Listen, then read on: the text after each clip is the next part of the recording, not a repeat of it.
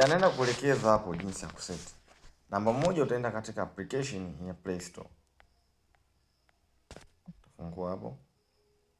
Baada ya kufungua katika application ya Play Store, ndio nasema kusearch hapo. Namba moja utaenda kusearch UC browser. Hiyo hapo. Ambapo ni ya PC hapo. Mimi nisha download. Nita download hiyo hapo ya kwanza. Namba mbili, tutaenda katika sehemu ya kusearch tena, nitaenda kusearch ZArchiver. Hiyo ya pili nita install pia. Baada hapo nitatoka. Nitaenda kule kwenye zile link ambazo ninakuwa nimejitumia mwenyewe. Ambazo ndio hizi hapo mbili. Kuna ya game, jinsi ya kuset. Jinsi ya naanza na link ya kwanza ambayo ni ya game. Tutaigandamiza kwa nguvu. Nitaenda sehemu ile kuandika copy. Copy link.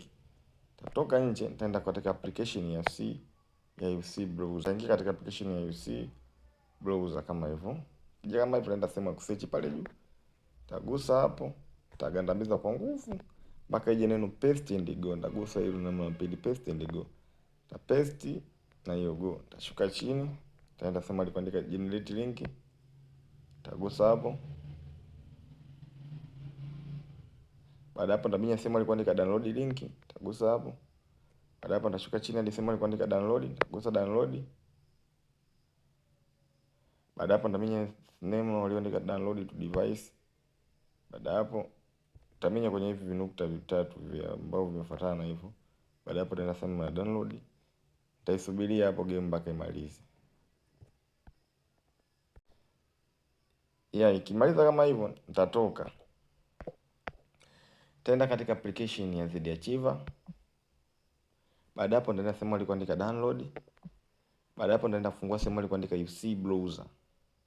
Ambapo imeandikwa UC download, UC downloads. Bonyeza hapo. Baada hapo ndo nilikutana na game langu. Taligusa mara moja. Tenda option namba moja iliyoandikwa install.